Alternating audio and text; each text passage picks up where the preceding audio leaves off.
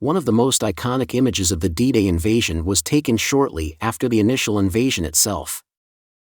Floating above most of the ships, stretching into the distance, are silver oval-shaped balloons. These balloons, known as barrage balloons, may seem at first glance out of place in a major military invasion. They were, however, vital to the operation, and were brought ashore in the invasion's first wave by the brave men of the 320th Barrage Balloon Battalion, the only unit comprised entirely of African American soldiers to storm the beach that day. They provided critical protection to the ships and soldiers below them from attacks by enemy aircraft, and continue to provide us a glimpse into the U.S. military's use of balloon technology. Camp Tyson, Tennessee, became the home of the Barrage Balloon Battalions at the end of 1942 as units that had begun training elsewhere in the U.S. were moved to the newly built camp. The camp would produce over 30 Barrage Balloon Battalions, including 4 comprised entirely of African American recruits, the 318th, 319th, 320th, and 321st Barrage Balloon Battalions. Each battalion consisted of 1,100 men and over 50 balloons. After passing basic training, the battalions began 6 weeks of balloon training, where they learned the skills needed to handle barrage balloons in combat. The balloons issued to these troops were known as Very Low Altitude (VLA) balloons, which were about 35 feet in length and operated below 2,000 feet. They learned how to carefully fill the balloons with over 3,000 cubic feet of inflammable hydrogen gas, preventing sparks or static electricity which could catch them afire. They learned how to camouflage the balloons, repair them, and generally maintain them on the battlefield. They also learned how to attach and arm a small explosive charge to the cable that anchored the balloons to the ground. If an enemy aircraft struck the cable while flying near the balloons, the cable would snag on the wing and bring the explosive towards the wing, causing it to explode. Once recruits passed balloon training, they ended their time at Camp Tyson with 12 weeks of weather forecasting training. Controlling the 35-foot balloons in sharp winds or bad weather could be incredibly difficult, if not dangerous, so recruits needed to know how to predict what to expect. After completing training, the 320th Barrage Balloon Battalion boarded ships to England in preparation of the invasion of continental Europe. The 320th were just one of the thousands of units who prepared for the invasion and trained for their specific role. The 320th was spread across over 100 landing craft that day, destined for the Omaha and Utah beaches, the stretches of French coast assigned to the American military to secure. Barrage balloons were inflated in England and attached to the various ships taking part in the invasion for the trip across the English Channel. The soldiers of the 320th, in teams of 4 to 5 men, were assigned the task of moving the pre-inflated balloons from the ships to the shore in order to protect the landing forces from expected German aerial attacks. Over 600 men of the 320th would be part of the assault force to accomplish this task, and a majority would land on Omaha Beach. As with most of the plans for that day, things went awry for the battalion once they landed.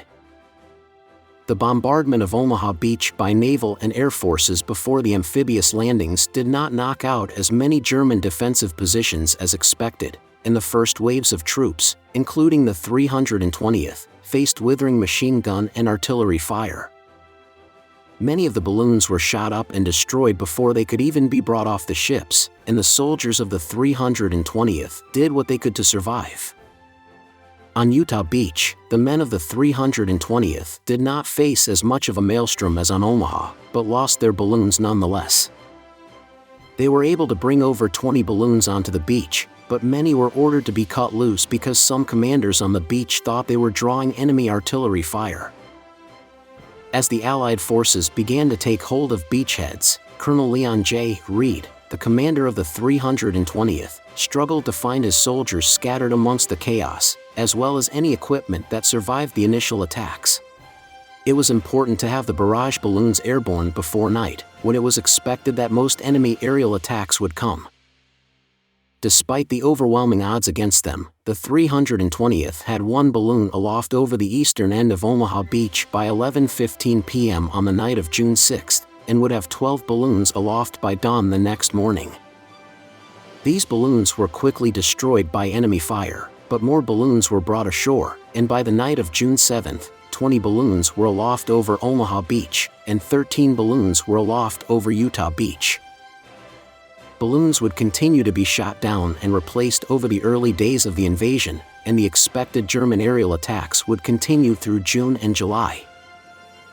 Throughout those opening weeks of the invasion, the 320th continued its mission to ensure that balloons were raised over the landing beaches, especially at night, to continue to protect ships bringing the critical soldiers, materials, and supplies needed for Allied success. During the day, the balloons were lowered as Allied aircraft patrolled the skies, and the men of the 320th assisted in offloading supplies from the never-ending stream of ships arriving at the beachhead each day.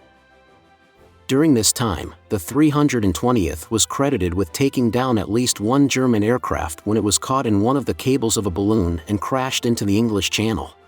The 320th Barrage Balloon Battalion served for almost 150 days in France following the invasion. They continued flying their balloons over the beaches, and eventually a portion flew over the port of Cherbourg before the worsening weather in October prevented ships from landing any more supplies. They returned to England, and eventually back to the United States, where it prepared to support the war in the Pacific Theater. The battalion was eventually moved to Hawaii, but the war ended before they entered combat again. For their work on Omaha Beach, the battalion received a commendation from Supreme Commander of the Allied Expeditionary Forces in Europe General Dwight Eisenhower. Although their service was unique to the D-Day invasion, they played a critical role in the success of the invasion, which would eventually bring an end to German control of Europe. As Allied infantry forces moved further inland from the original invasion beaches, the 320th Barrage Balloon Battalion helped keep the vital artery of supplies open to keep the soldiers fed, armed, and bandaged, and protected both the living and the dead who remained on the Normandy beaches. Alright, this is all about the 320th Barrage Balloon Battalion in Normandy. If you have any questions or comments, please don't hesitate to leave them below. If you found this video helpful, we'd appreciate it if you could like and subscribe. Thank you for watching.